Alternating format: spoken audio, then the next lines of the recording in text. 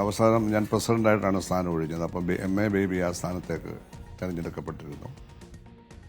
അദ്ദേഹത്തെയും അതുപോലെ സംസ്ഥാന ജോയിന്റ് സെക്രട്ടറി ആയിരുന്ന നമ്മുടെ പഴയ സ്പീക്കറായ വിജയകുമാറായിരുന്നു, അദ്ദേഹത്തെയും എല്ലാം വിളിച്ചു. അവരെല്ലാം വന്നു. ഞങ്ങൾ ആലോചിച്ചു.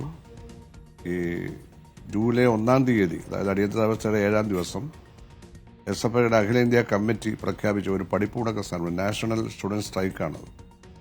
ഞാൻ സ്റ്റേറ്റിലേക്ക് ഒഴിഞ്ഞെങ്കിൽ അഖിലേന്ത്യാ വൈസ് പ്രസിഡന്റാണ്. അപ്പോൾ എനിക്കാണ് LLBയുടെ പരീക്ഷ, ഫൈനൽ ഇയർ പരീക്ഷ തുടങ്ങുന്ന ദിവസവുമാണ്. അന്ന് ഹോൾ ടിക്കറ്റൊക്കെ കിട്ടിയിട്ടുണ്ട്.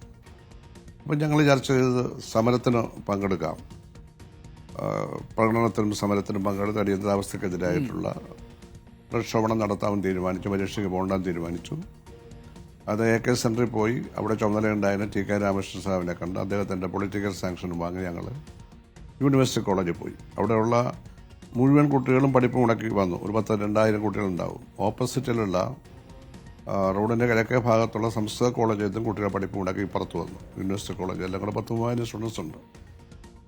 അപ്പോൾ രഹസ്യ പോലീസുകാർ വന്ന് എൻ്റെ അടുത്ത് പറഞ്ഞു, ഒരു കാരണവശാലും ഇത്രയും കുട്ടികളുമായി പ്രകടനത്തിന് പോകരുത്, വെടിവെക്കാൻ ഉത്തരവുണ്ട്, അടിയന്തരാവസ്ഥയാണ്, ആർക്കൊന്നും ചെയ്യാൻ പറ്റില്ല, അതുകൊണ്ട് ഒന്നുകിൽ പ്രകടനം ഒഴിവാക്കണം, അല്ലെങ്കിൽ നിങ്ങൾ ഇത്രയും പേര് പോകരുതെന്ന് പറഞ്ഞു.